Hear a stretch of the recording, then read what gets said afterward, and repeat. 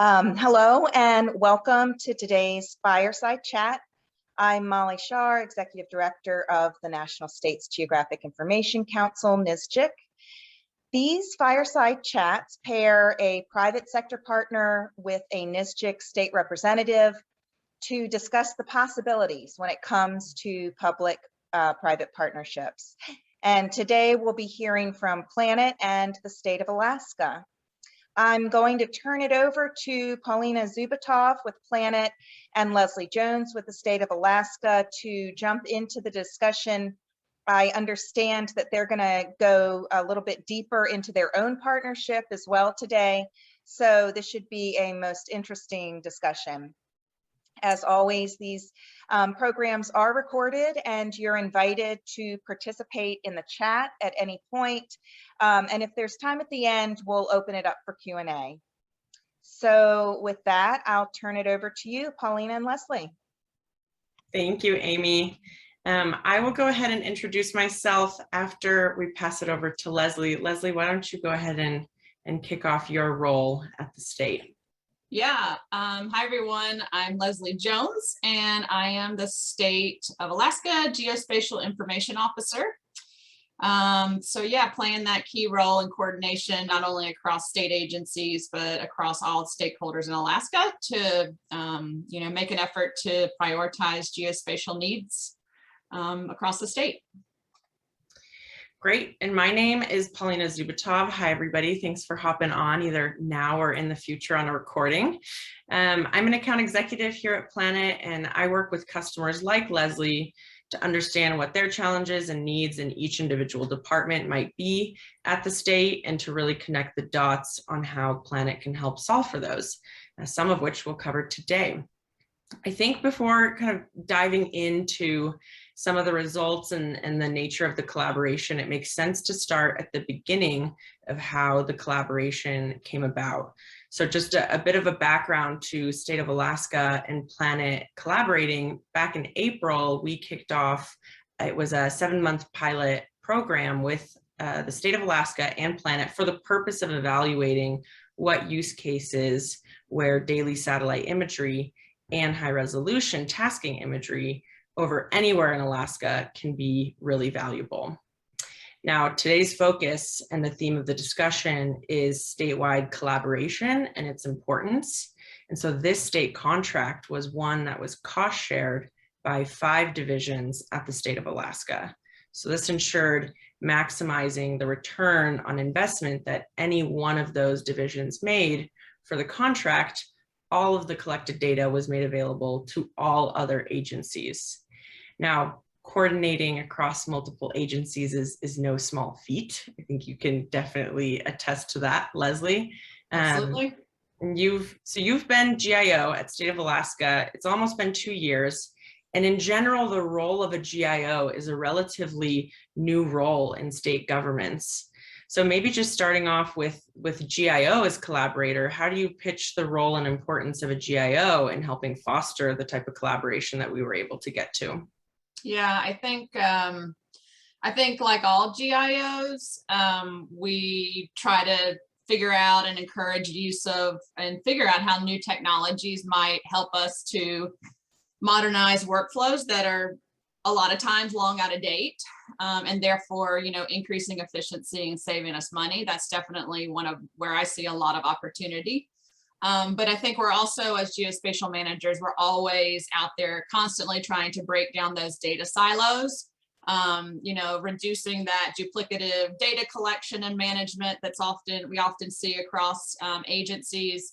And then with the utmost, I think, goal of, ensuring quality data is made public that can support decision making for the state of Alaska and other states for that matter. And as the connector and liaison to get all of that done, you're working with GIS users, departmental leaders, right? The variation of kind of the type of person at the state. Sometimes all of those folks are speaking different languages and looking at different aspects of what data means to them and what they're getting out of that. So I guess, how do you kind of oscillate and speak all the languages between all of those different folks? Well, let's see. I think it was really easy to reach the tech savvy folks in the state, especially those folks that were familiar with using imagery and familiar with how it might improve their workflows.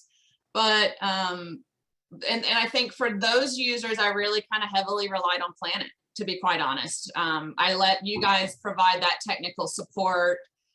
Be the resource for them to figure out how Planet can integrate into their existing workflows. You guys were great at providing that support. And in the background, I did a lot of outreach and a lot of demos to try to educate others where I thought there might be potential value in Planet. So, trying to just illustrate, I think people really relate to the illustration. And so a lot of demos to illustrate, other use cases and successful ways that it's being utilized. And I think along the way, just briefing our Geospatial Council Advisory Board and Executive Board in each of our meetings, I've provided illustration of some of those successful use cases, kind of beginning that process. As we begin that process of collecting, those, what are our successful use cases? What are our potential return on investment from using Planet? And in doing that, we hope that we can propose some sort of cost share strategy across the different departments that are seeing value in it.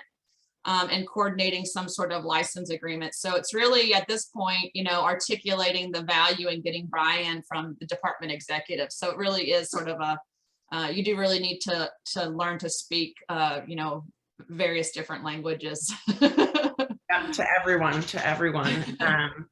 And now that we're on the flip side of the pile and at the end where we do have these use cases and documented pieces, looking back, why was it so important now that we can say we're glad we included such a widespread group of users?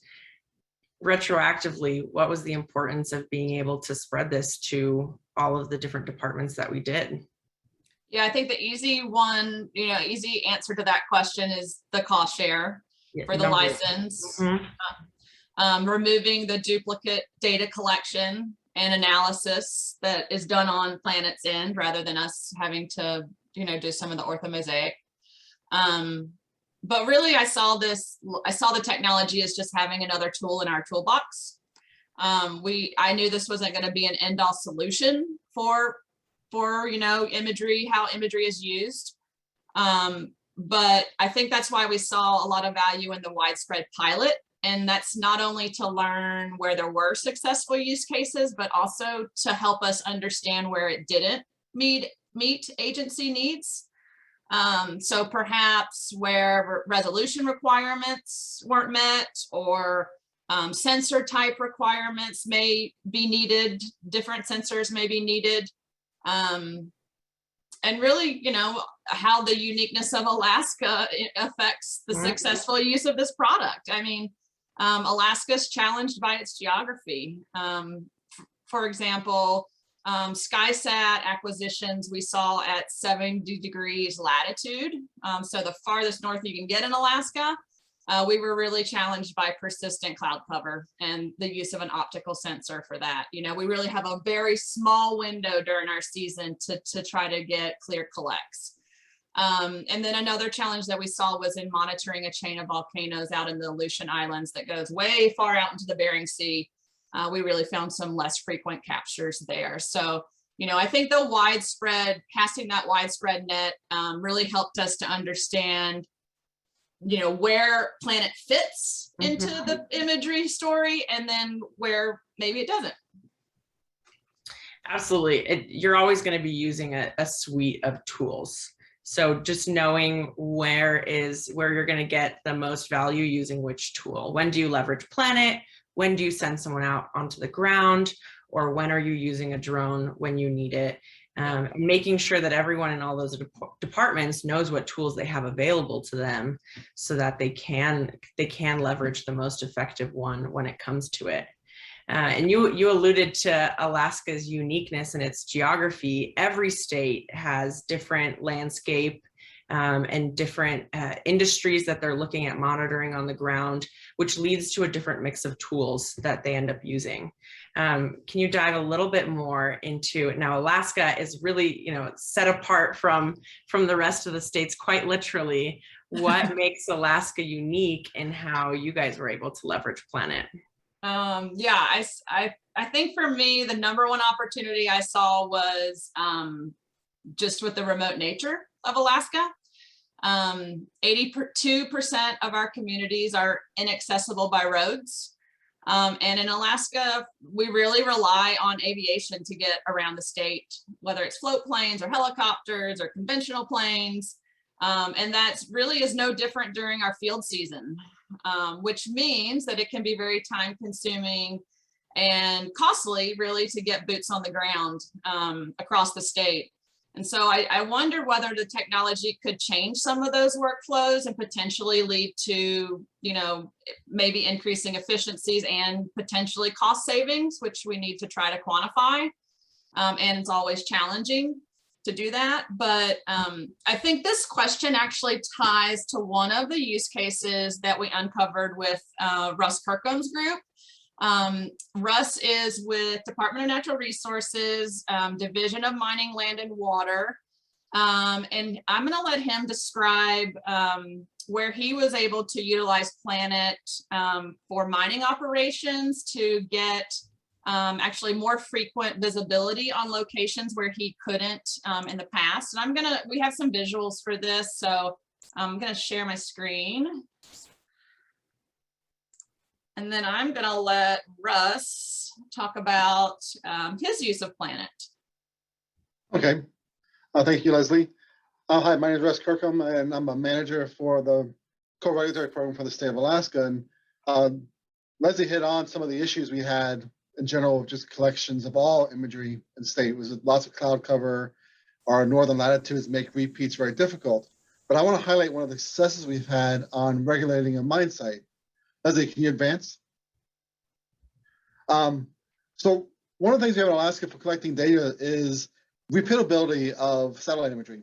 And the two examples I have right here are commercially available data satellites. The one on the right is a spot collect from 2009 of an active mining site. And you can just start to see the disturbance. The next one on the, reverse that. The 2013 image is a light image that's on the state's imagery service. It's also as an Esri base map. It's from 2013. And you can start to see the mining progress. But in reality, for planning purposes for an inspection, this information is really outdated. Next, please. Now we move on to what's provided by the company. And you can see the one on the left-hand side of your screen, that is a 2017 image. You can see the mining has progressed even further. And then on the right, this is a 2020 image, and the mine has progressed even further. So for planning purposes, normally satellite imagery is not the best thing for trying to find out where to focus inspections. Are there issues being developing that we need to focus our time on, and so forth. So we decided to go with Planet to see if we can use a new tool to identify issue areas and track mining activities on a more regular basis and get a better view of what's happening. Next, please. So in May, I acquired our first Planet imagery. This is a scene of the active phase of mining. It's about a year apart, and you can see the drag line has moved in. The picture, the image on the right-hand side, you can see that the flat area is closed out. And if you look right in the middle of the picture, you see this series of little mounds. Those are blast holes for drilling, that are basically for a blast shot for moving the mine forward. We would see that on the ground, but in the imagery we received from the company or from commercial, we'd never see this. What was an amazing part of this is that, next image, we did our connects every month for our inspection. Just prior to the inspection, we have a flight flown. So the image on the left-hand side was our May collect, and you can see that the blast is about to be shot. And then the one on the right is right before our June inspection. And you can see that the blast is now done. We have the dragline is actually actively stripping coal. You can see the black material. So the dragline is the yellow dot or M thing in the image. Thank you, Leslie. So that is about the size of a 5-story building. So it's pretty large. So for adjudication, we have to monitor the effects of blasting. And now we can compare what the company submits as their blast plan to what's actually on the ground and track, which in the past, our satellite imagery overflights would never really see this activity. Next slide, please. Again, moving later into the summer, we're back to our May image on the left-hand side. And then from August, you can see that they've completely cleared out the bench and they've set up a whole new set of blast holes. We now have a full summer worth of the progress for mining on the active mine site, on the mine face. Well, the imagery was captured for the entire permit area. So we were able to go month by month and actually start planning our inspections based on what was on the imagery. So we can go out and find issues or progress on reclamation and backfilling and reclamation. If there was maintenance issues from the previous inspection, we can get a highlight of the issue before we go on site, which leads to the second part of our root case is taking enforcement action. So we have to do the enforcement. We have to be on the ground before we do it. But having this imagery allowed us to focus in. So next picture. So these two images are from an enforcement action we took on the mine site. The red circle is where discharge from the mine left the permit. The background imagery used in the enforcement action is our May over planet imagery. And we could see very clearly the discharge off site. The image on the left-hand side is into the eye of the area. You can see the tan color area is the active mining area. So the area inside the green. You can see the area inside of purple is an old test pit. But if you look inside the red circle, that area should be all green. So it should be all vegetated. And enough sediment went out that all of a sudden in the planet imagery, we can see the discharge. And that was a very compelling argument to send to my commissioner that, yes, there was an issue where required enforcement, which was for our record keeping and just for writing a violation was great. On top of that, because we are sharing this information, now other agencies who have authority over the site, our State Department of Environmental Conservation, State Fish and Game, have access to the same data so that they can step in, and if they need to do their own enforcement or own investigations, they have a starting point. This is something that we've never had in the past in terms of on-the-ground data. Like it's something new in my toolbox. We do UAS work all the time, but having this as our pre-inspection tool has really been beneficial. Is there one more slide, Leslie? Nope. So yeah, so I think we've had a lot of success so far. We've used it for bond release, several other test cases, and so far we're very pleased with the data we've collected so far as a supplement to our normal UAS data collections and on-the-ground work. Thanks, Russ. Yeah, I think I really had an aha moment from hearing from you yesterday and prepping for this talk. So not only, you know, in your effort, I guess, for one agency to answer their own questions, really leading to informing steps of another agency like DEC and Fish and Game, like you mentioned. So really just not only the benefits of the data access and interagency sharing, but really uncovering the impacts to operations as well. That was a really aha moment. So you really see, you know, stealing a line from Frank Winters, you really see those shoestrings getting tied together, even from an operational perspective. And I think just another example for how data impacts decision-making. Correct. And I think that's been a frustration in my time as an inspector and as a manager, is that we're so siloed within different divisions. Someone does a collect and it may get lost. And that's always been frustrating when you find out there was imagery flown and you have a design or a build and you don't have to spend that extra money. And having a central location where this is available is going to turn out to be a big cost saving in the long run. Yeah, that's right. And I think we'll hear a little bit later about the potential for how this fits in a broader framework of a state imagery program. So thanks, Russ, we appreciate that. All right, next up is Dan Labar. He's with us today, and he's from also Department of Natural Resources, but he's from the Division of Forestry, and he's going to share a little bit about how they've leveraged the Planet technology. Take it away, Dan. Hello, everybody. My name is Dan Labar. I'm a GIS analyst for the Division of Forestry in the state of Alaska. And so I did a bunch of hands-on work with the Planet imagery and using it for natural resources reasons. The first example is using it to locate and draw fire perimeters on the landscape during fire season. The left part of this slide, you can see the fire polygon or the fire perimeter, or however you want to describe it, but the fire area on the ground, and this is all straight from Planet imagery. So, and it's one thing I would like to start out and say is that it's a wonderful tool. One thing that I ran up against is people expected it to be a silver bullet, which it's not. But it was really, really helpful for our situational awareness more than anything, I would say.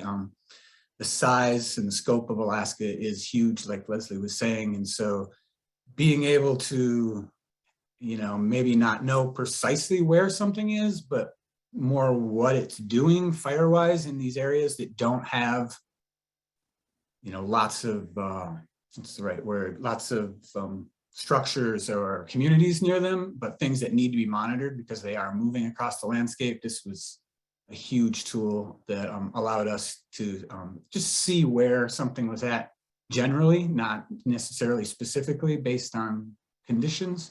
You can see on the right side of that, the current slide, that there's the Munson Creek fire.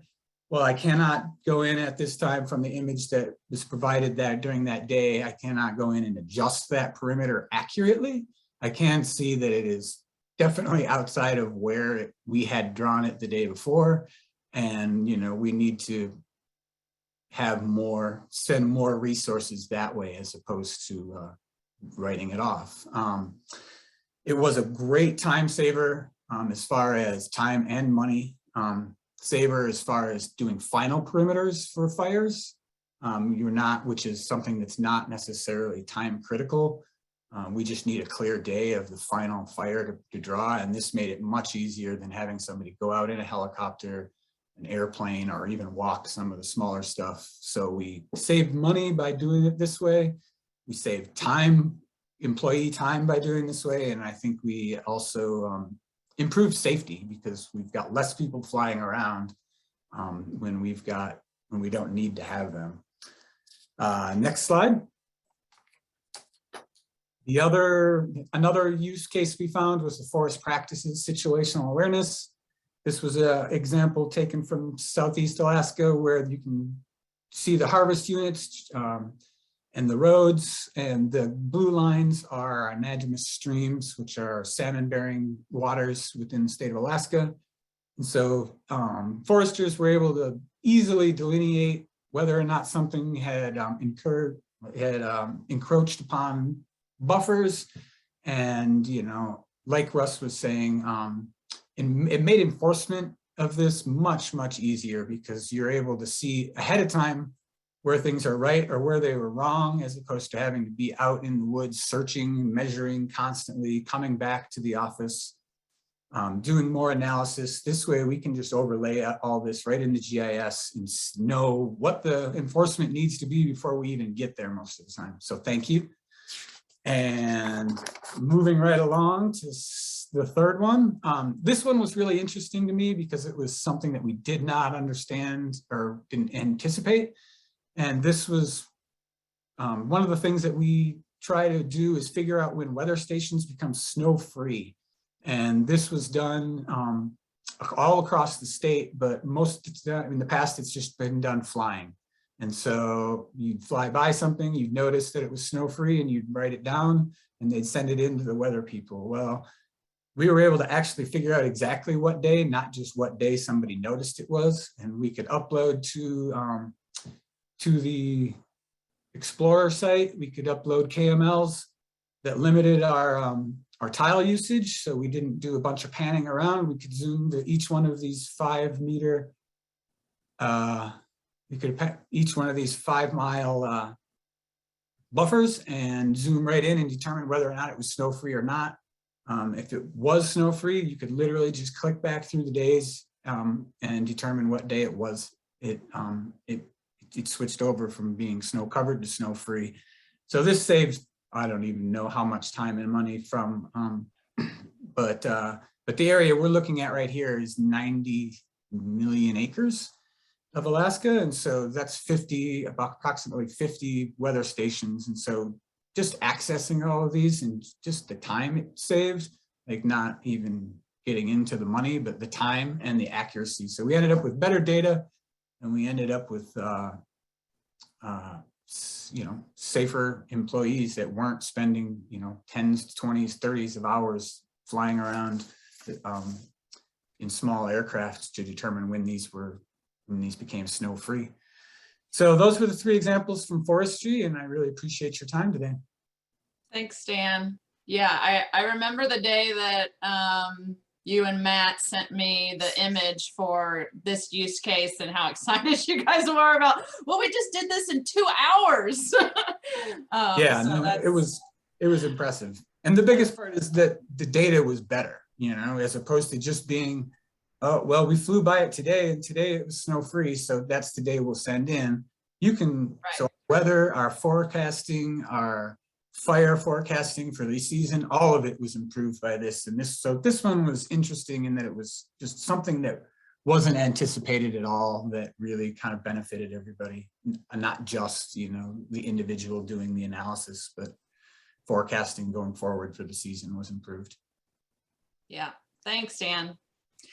All right, the last one we have is with Billy Redmond, and he's actually with our Department of Transportation. He's with construction and engineering. And yeah, I'm gonna let Billy take it away. Hello, so my name is Billy Redmond. I work for the South Coast Region DOT. I'm an engineer in training. I work, depending on what time of year it is and what's going on, I work either in design or in construction. So I've kind of the perspective of working in both. And ortho imagery in general is pretty underutilized here. This first slide, I put this in here because, we as people have kind of the background in this, we know that this to be the case, but there's a difference between a picture and an ortho image. And I think a lot of people who are kind of uninitiated think that drone imagery or satellite imagery is just a picture, it's just qualitative data. But when it is reprojected into an ortho image, it's quantitative as well. And there are a lot of applications where you can use it for measurement. The picture on the left there is just a picture taken with a drone. The picture on the right, that's a Planet satellite image. If I put that into CAD and I put that I projected into our grid coordinates, and I go around there and I measure that, that'll be pretty close to the area of that parking lot. And so a lot of things for the construction side of things, it's measuring quantities, and for the design side of things, it's ensuring that you're seeing everything that's there and catching things that might have been missed on, you know, just your typical survey base map of points. You go to the next slide.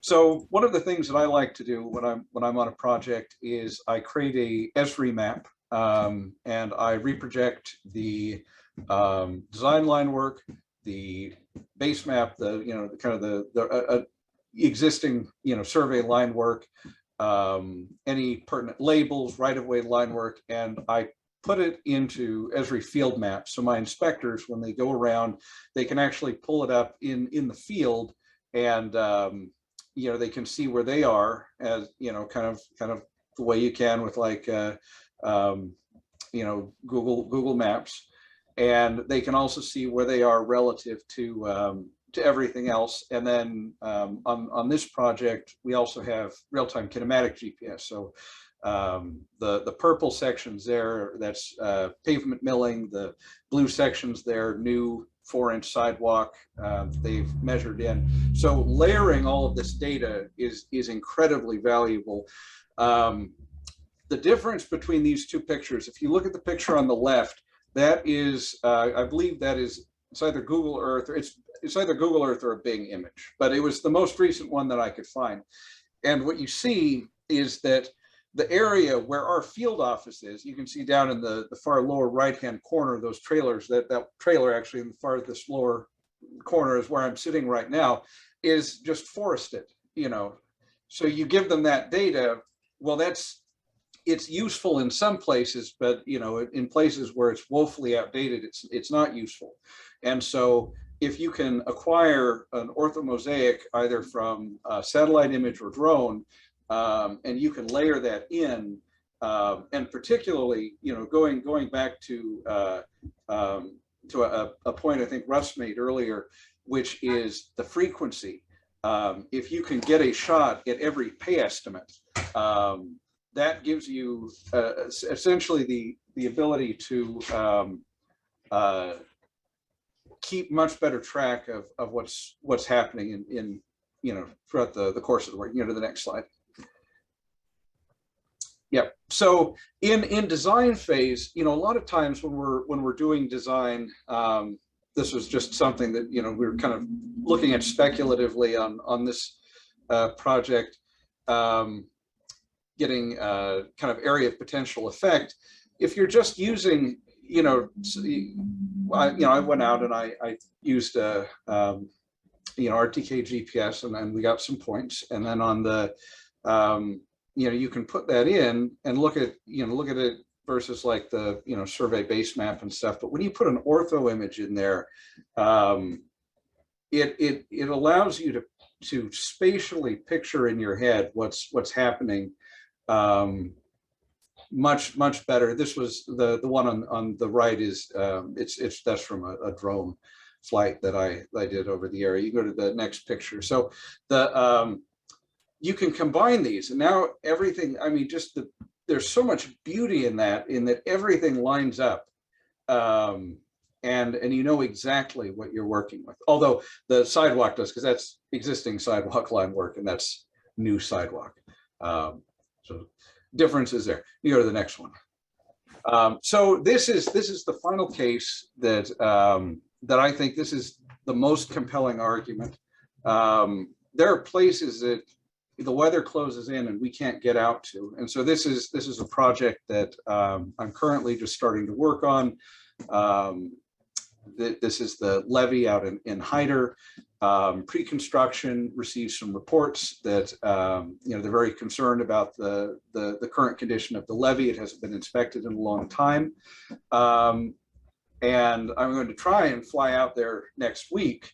But there is exactly one float plane company that's willing to brave flying out there, and the other ones say, you know, it's too close to winter weather closing in, they won't do it.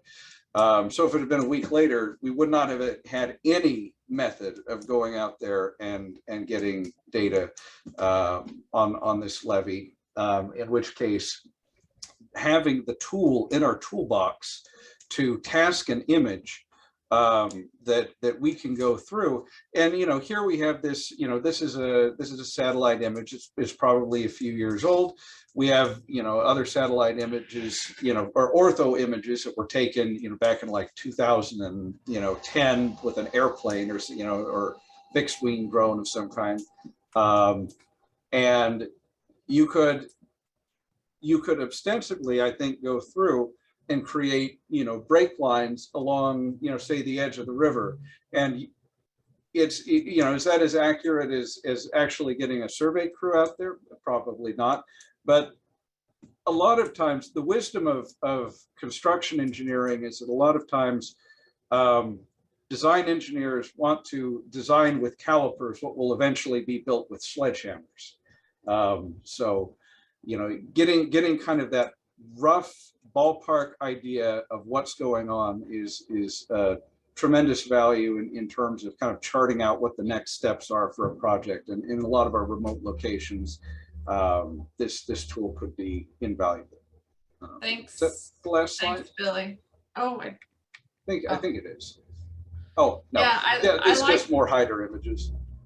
I liked your when you were talking to me about this and you were saying it would be about, I think, like 1,600 miles round trip to get to this location if you had to drive it. It's just possible to drive it through Canada by way of Skagway. Yeah, the other interesting thing is this cut line right here is an international boundary. So this is Canada over here, US over here, and with a flood event, with this levee breaking, that would be an international, that would impact both Canada and the US. So that's a good again, point. some safety, concerns coming into play there. So thanks, Billy, for illustrating that, and everyone from the state today. I really appreciate it.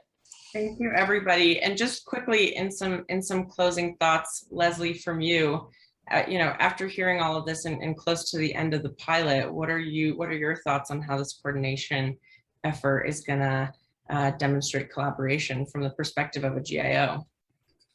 I think that, one of our in identifying new technologies that can be used in modernizing workflows, we talked about that. I think this project is kind of a poster child for coordination in general, from even a licensing perspective, from a data coordination perspective, but even now, I think what we've learned from this is the aha of it's also from a operational perspective of from a coordination standpoint.